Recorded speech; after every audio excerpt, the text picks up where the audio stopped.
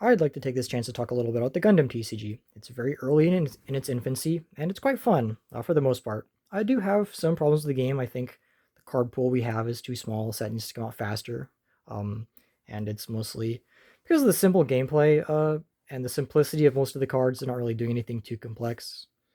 Uh, it does feel like a lot of the times the games, even when they get down to the wire, are ultimately based on variance rather than player skill, which kind of not great outlook for the game moving forward. I hope more complex cards get added. I hope more things that reward player skill in micro decisions when you're playing the game, as opposed to just being like a deck building choice. I hope those become more prevalent. Currently, the best window or method for player expression and player skill is in the deck building. I think there are definitely good decks and bad decks that have currently kind of shaken out in the meta. Definitely green, white, ramp, and breach with some blockers and whatever what else white has is definitely the best deck far and away, just because the cards it has access to are far and away better than all of the other cards, any of the other colors, which is really irritating. I'm actually quite a fan of red blue, which is kind of an aggro ping field control strategy. There's also white blue, which is kind of another control strategy. It bouncing cards to hand. There's red green, which is another similar rush down and burn strategy that focuses on dominating the field with rush.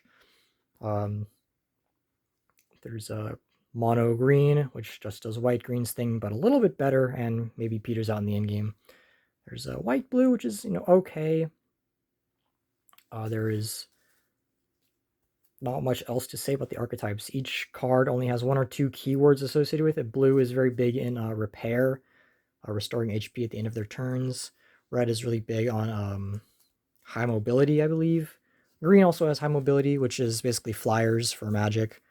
Um, Red also has a lot of cards that deal damage to your opponent instead of just in battle, it's effect damage. Not necessarily to the opponent directly, because the game has shields, kind of like Pokemon. You have to take a certain number of hits into your into your shields before you lose. Currently, it's 6 shields. On the 7th hit, you are dead. You do start with a base card in play, which can soak up a few more attacks in your shields.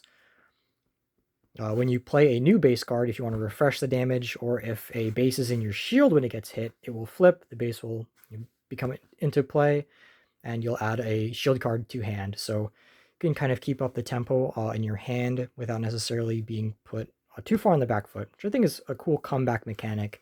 It doesn't necessarily punish the opponent for attempting to end the match. Um, it does give the player who has just taken damage a little bit of a chance to maybe take some of that tempo back and edge the game closer into their favor on the next turn, which is really a fun dynamic. I think once the game has more complex cards in it, those micro interactions when you're thinking about whether or not to swing for base or not will become a lot more prevalent. Currently, this main game flow is just putting as many units out as you can and then trying to out tempo the units you have on board to your opponent and killing them over 6 or 7 turns. The gameplay flow is pretty fun for the most part. I think when you're able to accomplish that game plan, it's very enjoyable. When you are one card behind your opponent, one or two cards behind your opponent in terms of onboard tempo, and your shields, get both, 1-1. It's really fun just to be in a tense situation and see what you top deck. It's still exciting, even if it is basically just gambling at that point, which I'm not as much of a fan of. But stop the negativity and talk about all the cards in my deck, the deck I've come to enjoy playing the most. I was playing mono white and white blue for a little bit, which is the bounce strategy, returning cards to hand and then swinging while your opponent's board is empty. It's pretty cool. White also has access to the other keyword I forgot to mention, which is blockers. You can tap a unit and your opponent's attack is forced to go into that unit. Really cool. I thought a blockers was going to be OP, but as it turns out, there's not a lot of good blockers. There's like 2 that are worth playing, a 1 drop and a 2 or 3 drop, and they basically control the game state while they're on the board. They are more and more easily removed. People have kind of figured out that blockers aren't that big of a deal if you just hold back your tempo a little bit and let the player who's playing the blockers kind of rest their units before they can block. Basically waste their time and then just kill them when they have no chance to respond. Well, it's a pretty fun strategy. Once you get all of the bounces going, you can return a lot of cards to your opponent's hand, force them to commit to high value plays that are ultimately low impact by swarming the board with your low cost blockers, returning their expensive cards to hand. Very silly gameplay strategy ultimately, because they can still just play if you damage a card because you can't clear it all the way, and then you bounce it on a later turn because you're forced to because it's going to swing on you. All the damage will drop off when it goes back to hand, and they'll have a fresh unit to replay. Huge in green and red. They'll put down a unit that has an on deploy trigger or a when linked trigger. So whenever a pilot goes ahead to it, and then they'll just get to do that effect basically twice for free. So it's really tough managing whether or not you want to do that. I say that doesn't come up a lot or too much, and when it does come up, it is usually to the detriment of the white plays, which is why I've moved off that deck. I think it's a fun gameplay strategy, but the bouncing isn't really effective enough because there's no way to put it in their hand and then interact with their hand at all, really. The game has no hand interaction whatsoever. You can draw cards a little bit. You can filter cards from your deck to put in your hand. You can scry. There's a excavate, a little bit of that, but not a lot of searching. Basically, no searching, which I think is a little not good. I would like to search for cards to put them in my hand so that I'm not stuck doing the 5-card combos. Speaking of card combos, I've mentioned some terms before, units and pilots. This game has a few card types. There are units, that is the mobile suits, the Gundams, the mechs. Units. There are pilots, the people who pilot the robots. There are bases, and there are commands. Pilots are also commands, but not all commands are pilots.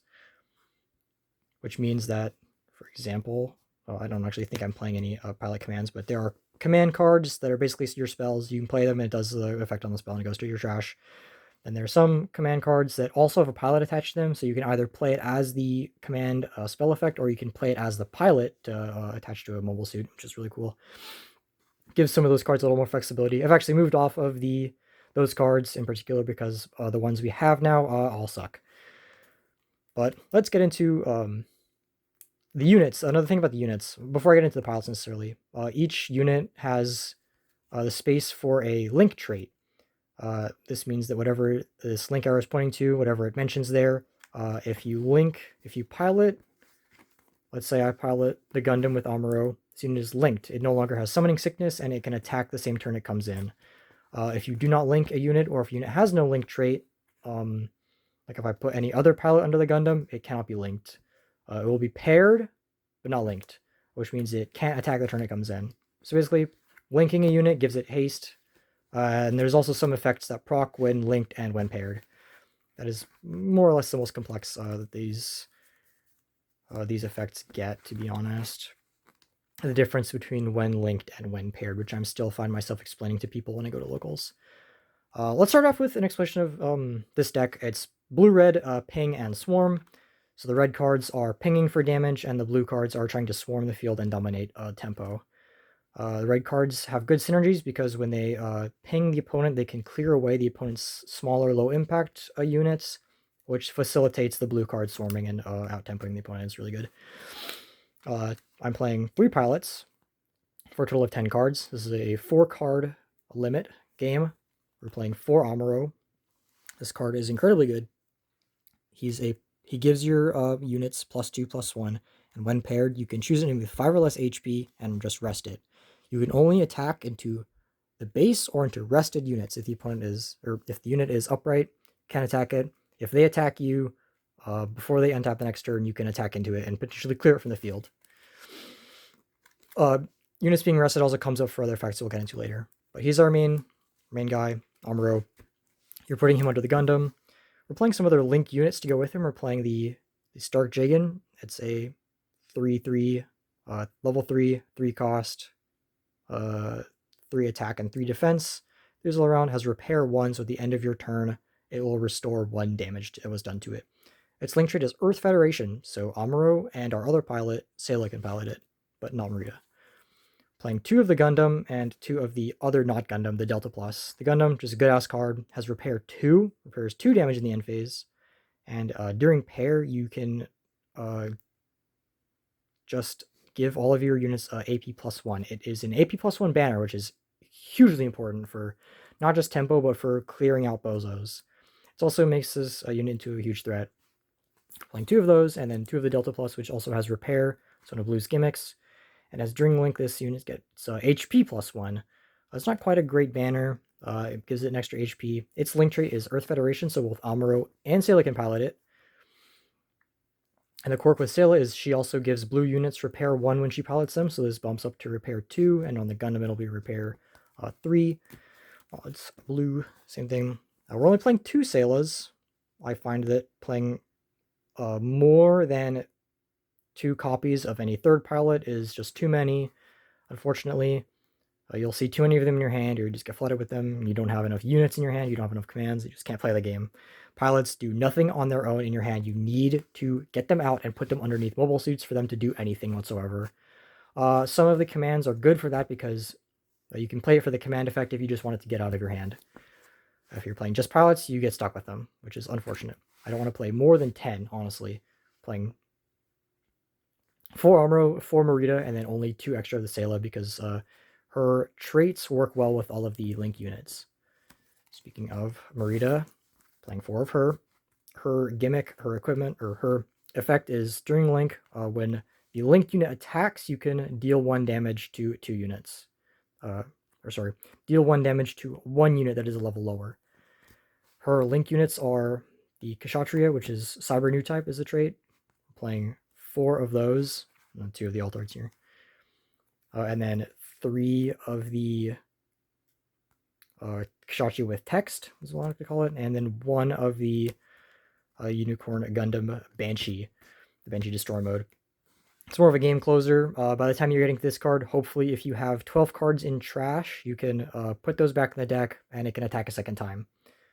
That means you get a second trigger of Marita, so 2 damage to level 5 or lower, or level 6 or lower units, which is a lot, actually.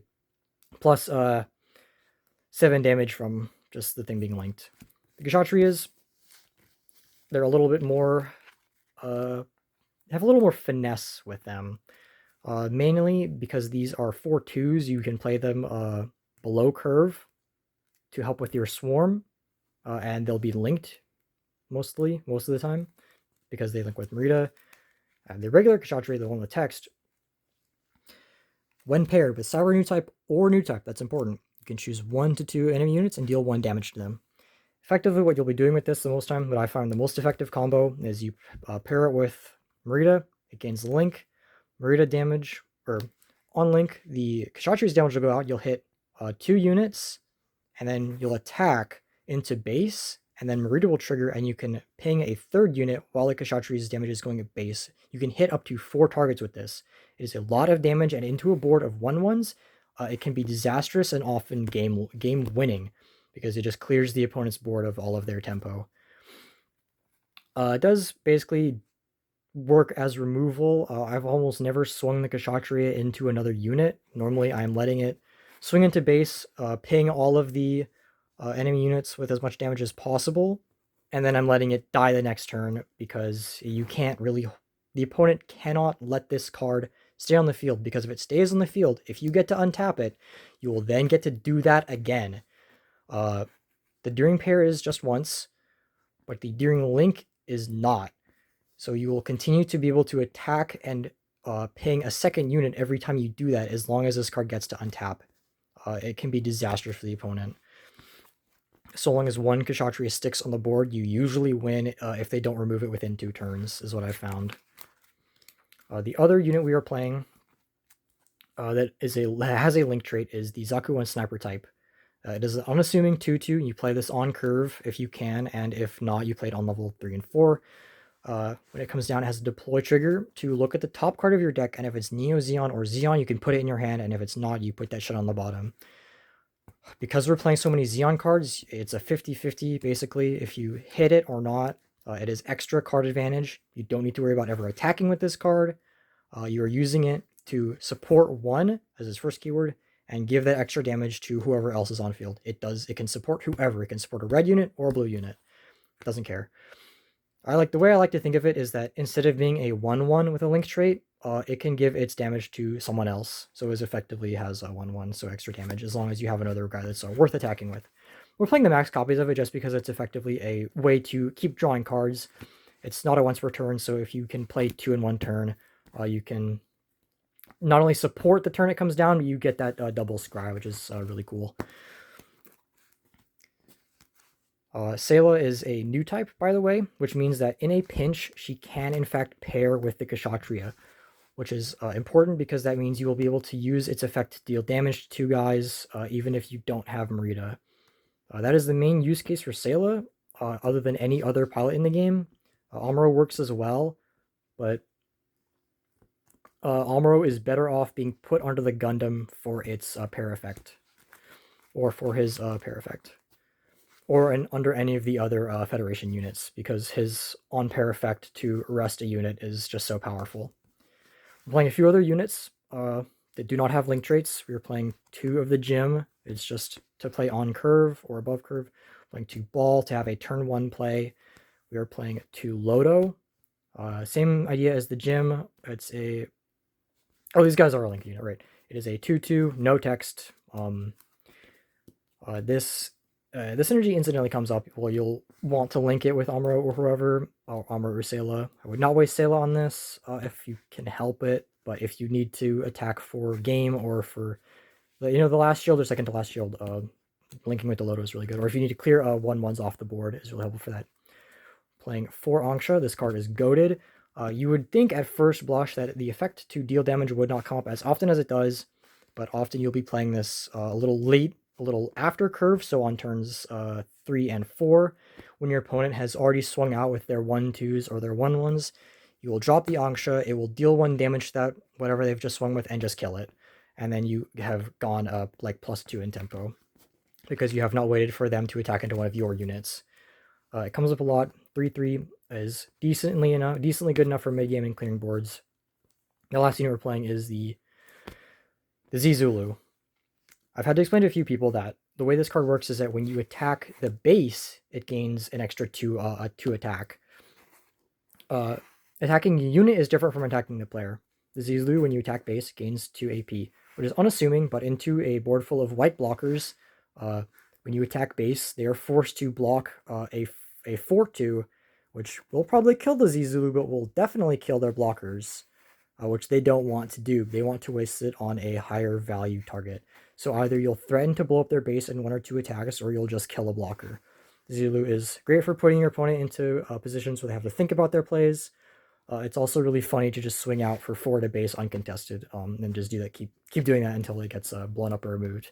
It's another one of those things that I feel like the Kshatriya is a must answer, because if this card allows to go unchecked and you untap it second turn or untap it for a 3rd time, just keep swinging 4 at base. It is very oppressive. It chews through high base strategies, which I haven't run into a lot, but it does completely hose them if this card is allowed to stick, which is great.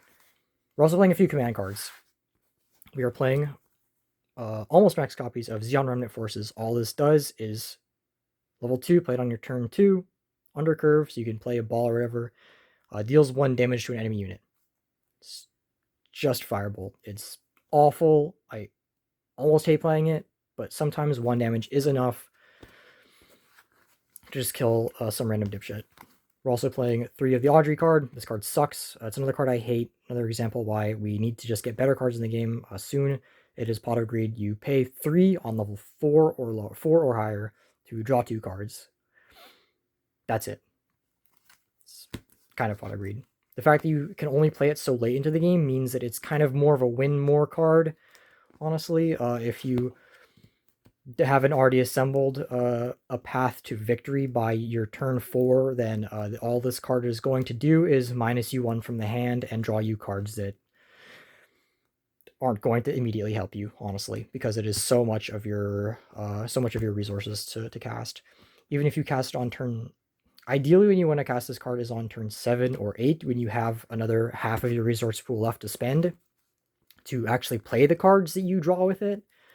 At the very least, it is another card in the trash for the Unicorn Distro, or the Unicorn Banshee, the Banshee Stormhead.